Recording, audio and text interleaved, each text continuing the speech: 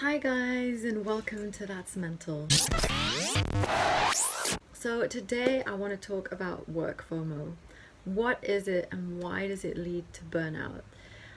So I got this idea to talk about work FOMO because I was listening to the Tim Ferriss podcast in which he interviews Brad Feld. Tim interviews Brad and Brad talks about his journey with mental health, and he talks about this topic of work FOMO. He doesn't call it that, but that's instantly what came to mind when I heard them talking and exchanging on the topic. Of course, everybody knows what FOMO is, right? It's the fear of missing out. And most of the time we use this when talking about our social lives, about the parties, the places people are going, and often it's fueled by our consumption of social media because we see people out and about doing really cool things and we're like, oh my god, I wish I was there. But work FOMO is a really interesting concept which I personally believe leads a lot of us to burnout and we don't even know it. What is work FOMO? What do I mean by that? It starts with the idea that you are essential. Like your job, your role, it's absolutely essential. The idea that without you, everything is going to fall apart, nothing is going to work anymore, it's going to be a huge mess. It's the idea that without you, the tasks, the job won't get done, it won't go right, like it has to be you.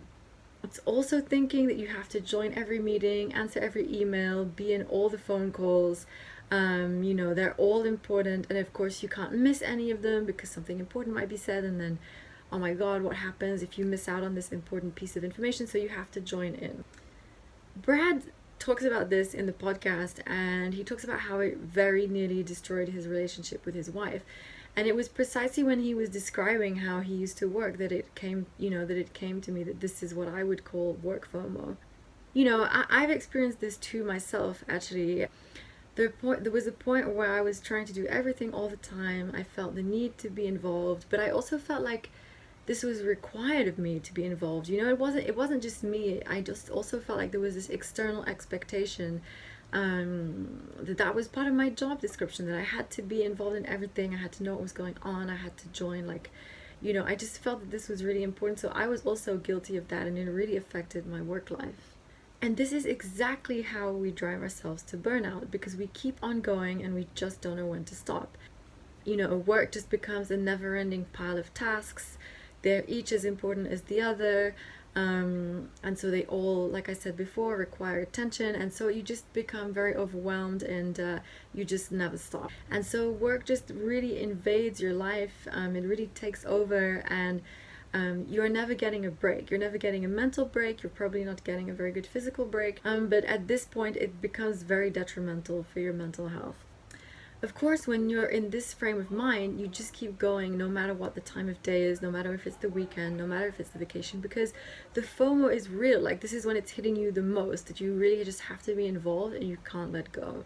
Work FOMO, like I said, it also prevents you from taking a holiday. Of course, like I said, if you're answering emails and checking them whilst you're away, then, because you have this fear of missing out and the feeling that you need to be involved, are you really going to put your out of office on and then just leave things until you get back? No, you won't. How many of you have witnessed colleagues that do this? I know I've seen a lot of people do this. Their out of office is on, but they're still answering the emails that you send them. Even when you say, this can wait till you return or whatever, they still have to answer. I used to do it too, actually. Like, I used to do that. I used to jump in on emails. I used to feel that I had to give an answer, that people were asking me, they turned to me. Now looking back, I can see that wasn't the best idea. It took me a really long time to learn not to answer when my out of office was on, to think it's okay, they can figure this out, or it's okay, this will wait until I'm back. And eventually, once I did learn how to do that, it was really worth it. But here's the thing. When I was at my most burnt out, I most desperately needed my holidays. Like, I really, really needed to use that time to disconnect. So very early on in my career and in my journey with mental health, I actually learned to just go on holiday without my laptop, without my phone, and not check emails, not answer, because actually it gave me so much anxiety just to think about it, that I knew that if I kept that with me whilst I was on holiday, I wouldn't be able to rest at all. I mostly needed my holidays and my downtime to literally just crash out and recover until I went back into the whole thing. which is probably not the healthiest way of doing it, but at the time that's what I did. So I really needed that recovery time. But doing this really helped me realize that the world didn't fall apart whilst I was on holiday, that normally things would work out just fine, that when I came back, practically nothing had changed, like a few things had moved on, a few things had happened, but also a lot of work was usually just waiting for me there.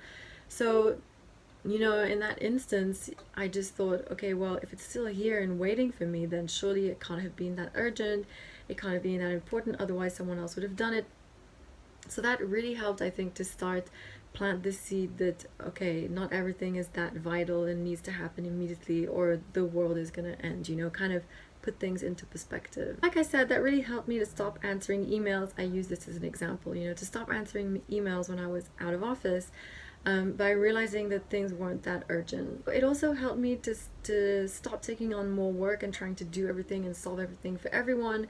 Also realizing that it didn't have to be me, that someone else could just as easily do it for me if I delegated it to them or if I just left it.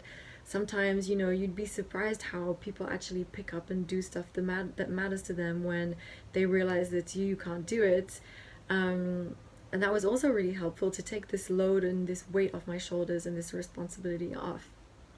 When it comes to the work FOMO, the mentality, the idea that everything, you have to be involved in everything and that you can't miss a thing, and how this drives these behaviors where we really end up pushing ourselves too far, I think it's really important to take a step. I think it's really important to just take a step back, like way back. Look at the bigger picture. No, we are not the only ones who can do what we do. Of course, for our ego, it is great to tell ourselves that we're the only ones, that we're the best, that without us, the company is going to die, that without us, it will all fall apart, that we're the glue that holds the team together. For the ego, that's great. And if you're feeling undervalued and unappreciated in your job, like I did for a long time, then it probably helps you to feel better to tell yourself that, to really feel like you are so important and just nobody recognizes it. But the truth is, it creates a really unhealthy relationship with our work and with our job and how we approach it and throw ourselves into it. And this is what leads to burnout and other mental health issues. Like I said, take a step back. I'm not telling you to look at your job and then tell yourself that actually it's redundant. Of course not. I'm just saying take a step back and look at the bigger picture to really help yourself redefine this relationship with work, not get work FOMO so badly. So that's it. That's work FOMO. I hope you enjoyed it. Let me know what you think. Let me know if you've ever experienced work FOMO. And yeah, I'd love to continue the conversation.